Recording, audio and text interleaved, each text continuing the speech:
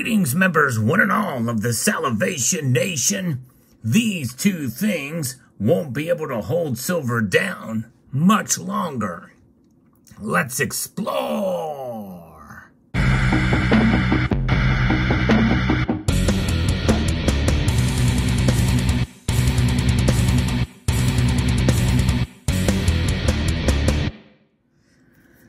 You've heard me talk about time and time again about what keeps silver price down or up based off of the strength of the dollar and the bond yields.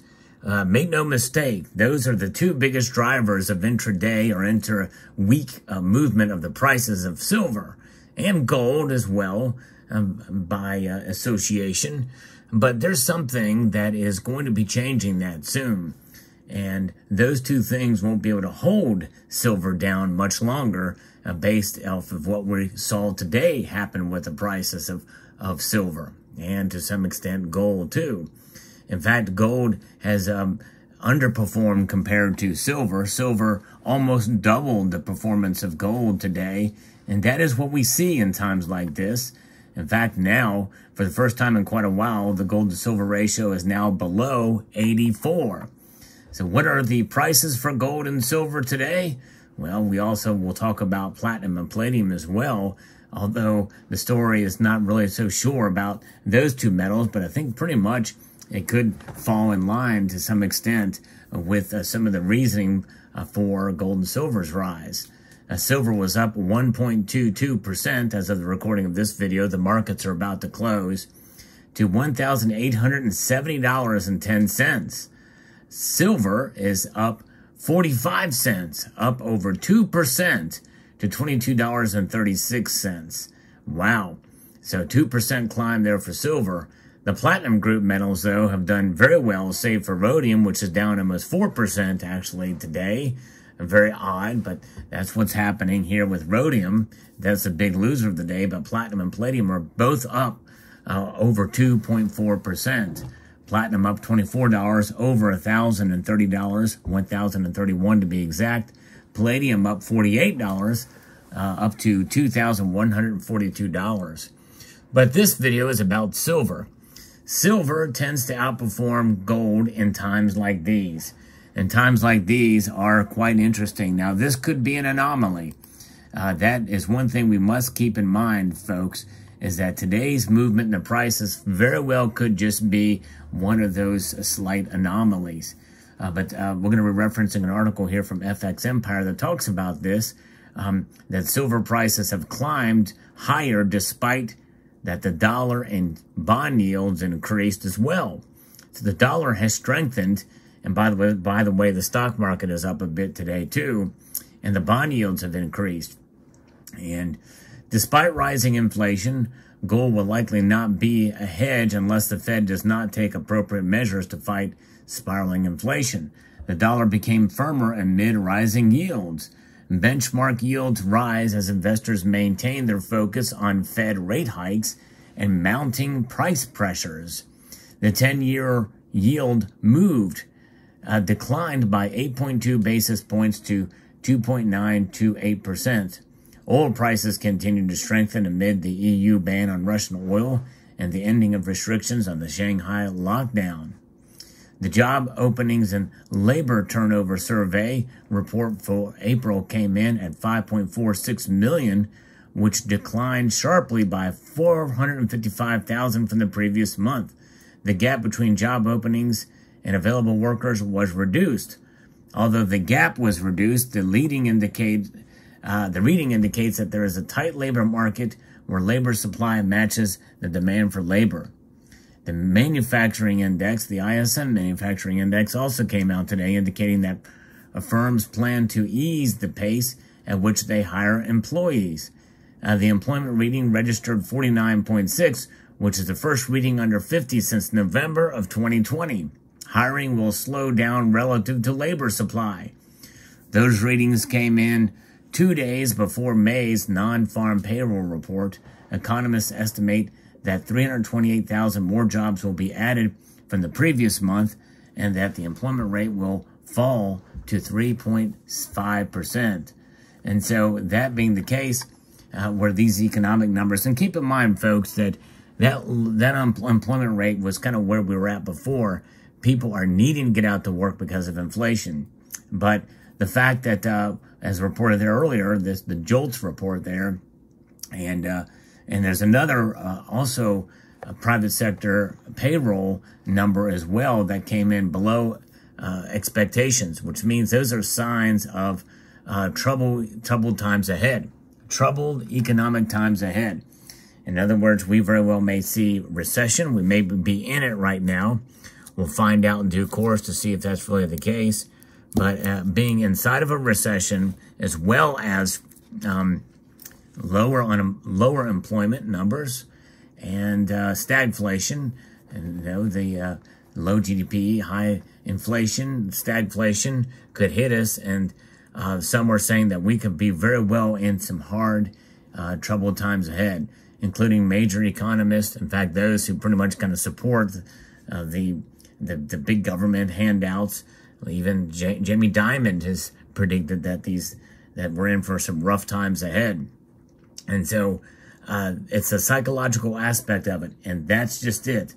When you have the psychology of the markets, it doesn't matter what the dollar index is.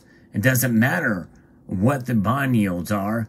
If people are feeling pain, they are going to be very concerned and want to be able to find some safety somewhere. And they're not. And with the inflation running very hot these days, people are going to be realizing, just as I reported on earlier about gold, people are waking up to gold. But you know what? By the reports from what we're seeing today, people are also waking up to silver, because this can no longer keep it down. And I think that is just it, folks. The dollar index, the strength of this dollar, is something that may become a nothing burger in terms of the measure of price for silver.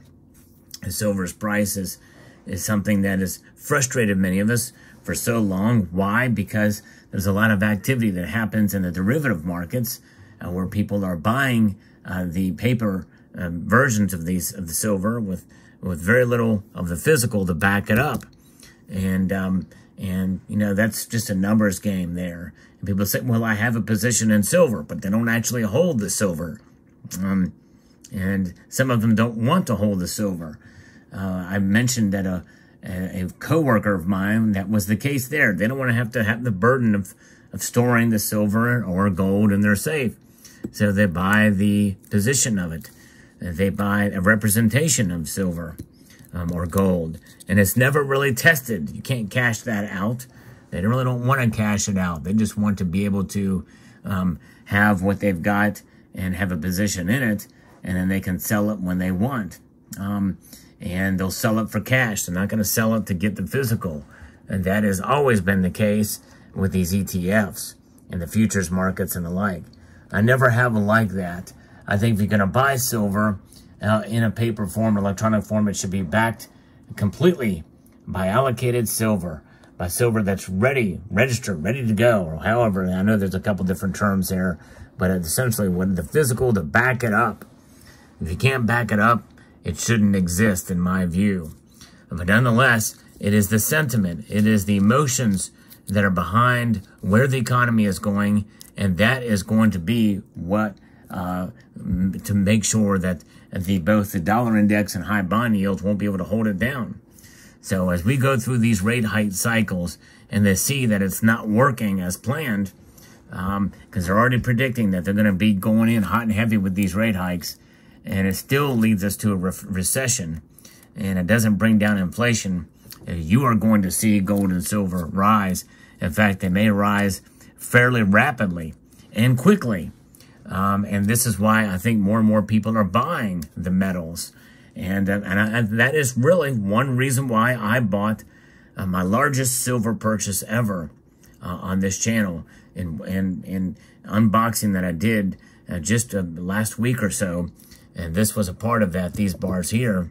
That is one reason why I decided to make a position into silver again, at least temporarily for the time. I still believe in gold as well, too. I believe gold is a more stable store of wealth. But today, silver did well.